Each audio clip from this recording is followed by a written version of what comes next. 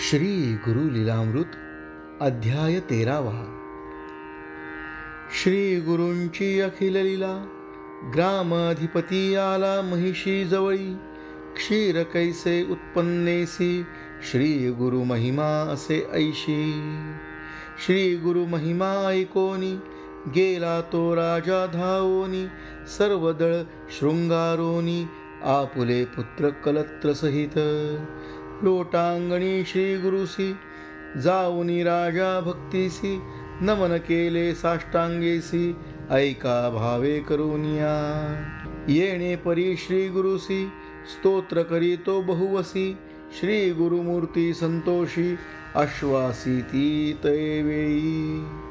संतोषोनी श्री गुरुमूर्ती तया राजया ते पुसती, काय कारण आम्हा पाशी येणे तुम्ही संभ्रमेसी.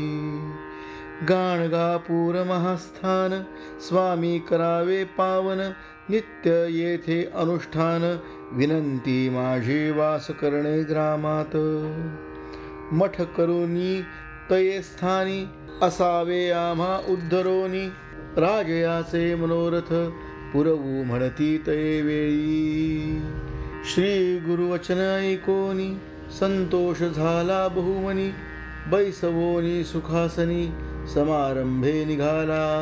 नाना परीची वाजंतरेसी गीतवाद्ये मंगळ घोषेसी, मृदंग कहाळ निर्भरीसी वाजताती मनोहर. याने छत्र पताकेसी गजतुरंग शृंगारेसी, आपुले पुत्र कलत्रेसी सवे चालती सेवा करीत. वेद घोष द्विजवरी करिता ती नाना परी, वाखाणीती बंदिकारी ब्रीदतया त्रिमूर्तींचे.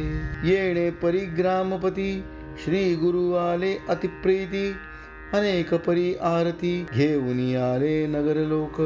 करिता झाला नगरेश्वर संतोषोनी श्री गुरु प्रवेशले नगरात.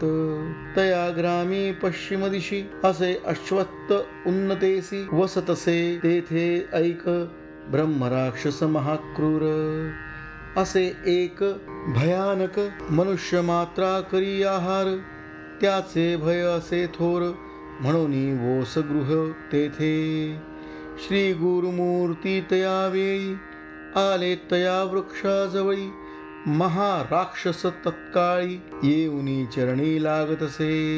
कर जोडूनी श्री गुरुसी विनवितसे भक्तीसी, तुझे दर्शन मात्रेसी गेले माझे अर्जव दोषी.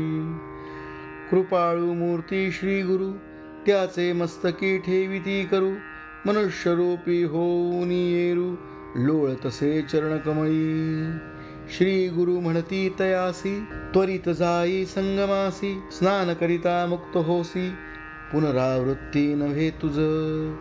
श्री गुरुवचन ऐकोनी करी राक्षस संगमी स्नान, कलेवर सोडून मुक्त झाला तत्क्षणी. राहिले श्री गुरु तया स्थानी मठ केला तत्क्षणी, नराधीप शिरोमणी भक्तिभावे बाळगतसे. श्री गुरु नित्य संगमासी जाती अनुष्ठान कालासी, नराधीप भक्तीसी सैन्यासहित आपण जात. मध्यान्ह काळी परियेसी श्री गुरु येती मठासी, सैन्यासहित आनंदेसी नमन करी नराधीप.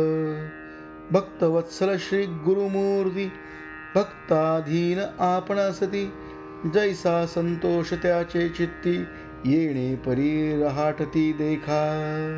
श्रीनाथार्पणमस्तु.